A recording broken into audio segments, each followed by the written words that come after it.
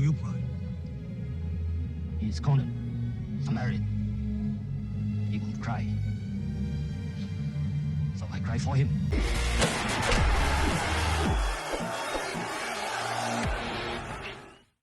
We're doomed. I haven't said that for a while.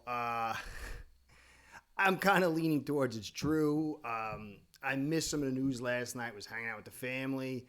My sleep issues had me up at 1 o'clock in the morning, and I saw that Calais Campbell decided to go with the Cardinals over the Dolphins, and then I couldn't sleep for a couple hours, so my brain's a little scrambled. Look, I try to evaluate fairly. Dolphins offered him $2 million. He went to the Cards for $7 million. Obviously, he wanted to start end where he started, and there was a pull towards that. But how do you offer $2 million to Calais Campbell, your best defensive player, or all-time player, who pulled your fat out of the fire last year, and offer Eichenberg 2.2? I don't know if Campbell would have stayed with us if we offered more, but I know we should have at least offered more. Now, there's a lot of stuff going around, and we are terrible inside. I've been talking about it for a while. Offensive line, the trenches, is not as good as people think. It's getting there, and you can get some help and all that other stuff. But this defensive line, especially the interior, is vacant. Aside from Seal, who's a stud, but then you got Benito Jones, who's not that good, and nobody really else. I don't understand, if you're trying to win this year, how you can't, at least for the optics' sake, offer more money and at least say, hey, we tried.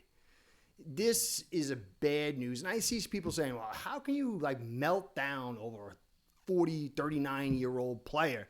Guys, this guy's a Hall of Famer. He's a superstar. He's been unbelievable. He would have been unbelievable here. He brought huge amount of leadership, huge amount of production. I just don't understand it. It's kind of weird. I don't know if there's a pull back and forth between powers that be behind the scenes. But if you're really trying to set people up for success and you don't bring Campbell in here for whatever he wanted up to a reasonable point, at least $7 million, it's crazy. It's crazy. It really does put a hit. Now, we can clearly draft guys on the D-line, and that will be great going forward. But D tackles take time to develop. Very few come out of the gate hot and really perform well. And you're going to need at least two. So this really does put a spin on what they're going to do in this draft, the concepts and philosophies they have as far as building this team. Are they going to go corner first round and then throw guys in later? There's guys later in the second and third you can get to help out, but none of them are going to bring clearly the leadership of Campbell or the production right off the bat. I mean, maybe Grant, but I don't see us going for Grant at 13. It would be a huge sigh of relief if we traded back and then got Grant. That would be amazing. This whole thing would be kind of understood in that sense. But if we don't trade back, we go corner in the first round, you're going to get guys in here that are probably pretty good. Sweat was drafted in the second round, but he's a stud and a rare find. We're really struggling. The Jets are going to run the football. They come from the Lions. They're going to run the football inside. The Patriots are going to run the football inside. Bills are going to run the football inside. And Sealer is, he's 30-something years old. And you need as much help around this situation as possible. I'm not saying, Calais Campbell, we're totally doomed without him. But it makes no sense. It was kind of bothersome to see this. And we can kind of get through it, guys, but how do you? I mean, it's almost like saying, we don't want you. $2 million, but you just get done guaranteeing 2.2 to Eichenberg. It's crazy. It really is going to hurt us. I don't think Tehran's coming back, so you're pulling major leadership out of here. Some people are saying that we're trying to tank this season, and not just missing on Campbell, but the token effort to bring him back kind of says maybe we are. Some of this, Brandon Shore saying, hey, we're not going to put money into the free agents. We're going to curtail it, which is good for the long term. But what about short term? What if this team comes out and underperforms dramatically with 6 wins or 7 wins or 8 wins? Is McDaniel on the hot seat? Is Greer on the hot seat? What's the deal with this? It was so strange. This was a devastating blow. I knew he wasn't coming back. I had said it. I said, man, maybe he wants to help Weaver out. Maybe he'll come. But it says that clearly from the front office, they didn't want him. You don't offer that to Campbell after what he did last season. If you held him back from going to a team possibly that was in a playoff contention by not letting him go towards it. He played to the end. He did his job. He was screaming in people's faces in week 18 to get this team to win. And then you offer Eichenberg $200K more. So, guys, the game of football, not many people have been saying this, has transitioned from fun ball to pass bounds.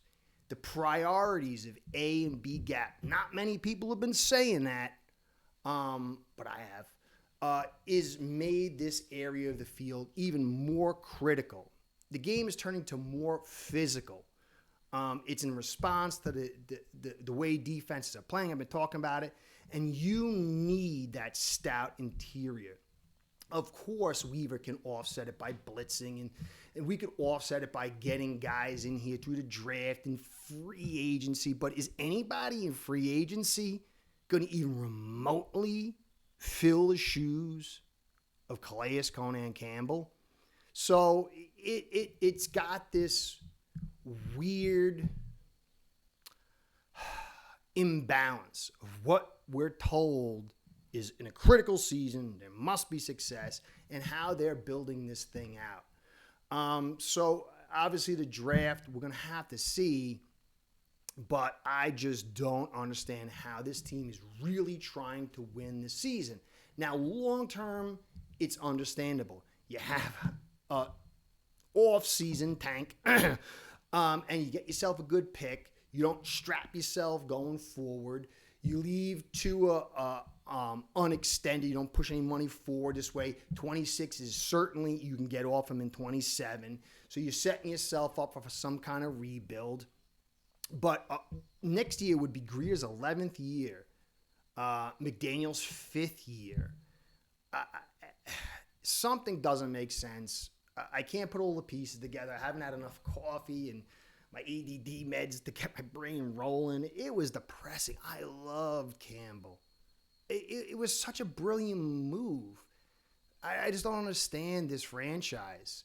You let Van Ginkel walk. You let Robert Hunt walk. I get Wilkins maybe a little bit, even though 22, you could sign him for like 23 or 22 million, which would have been stellar right now.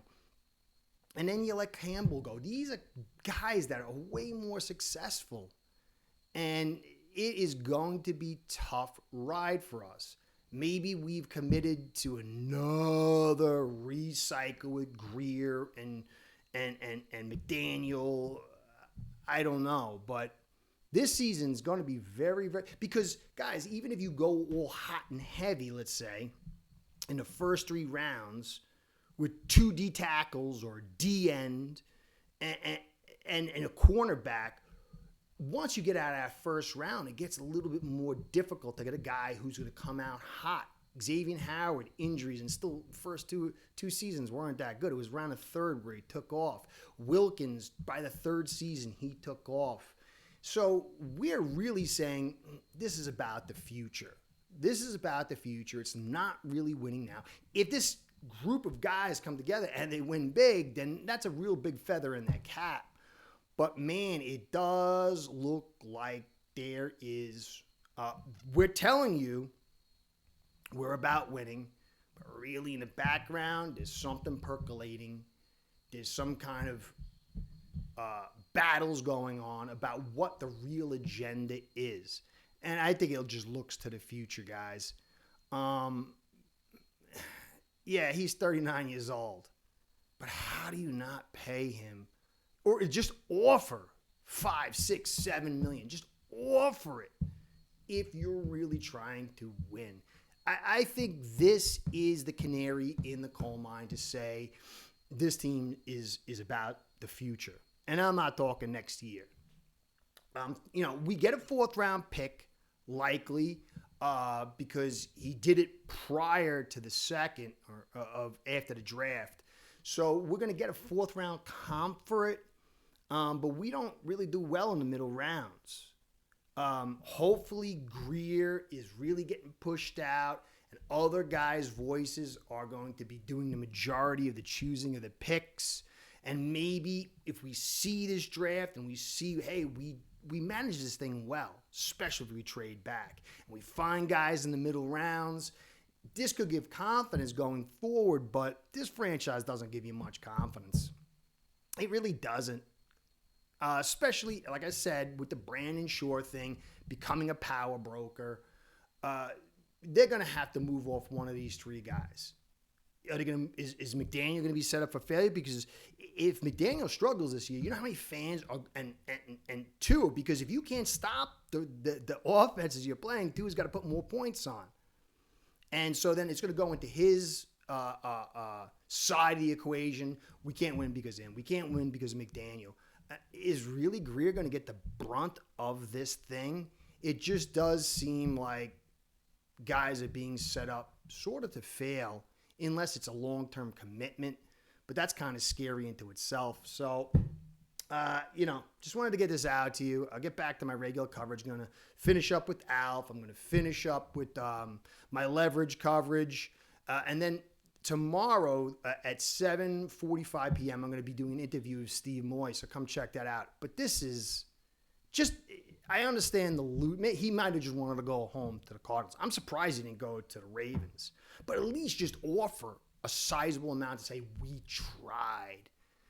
$2 million, man, that says bubkiss. And it's bizarre. This team is bizarre. Maybe Ross is trying to clear out the books, some people say, and get some good real picks in here to sell the team or hand it off to his daughter. I don't know. I'm so befuddled. I don't really see the wisdom of what's going on.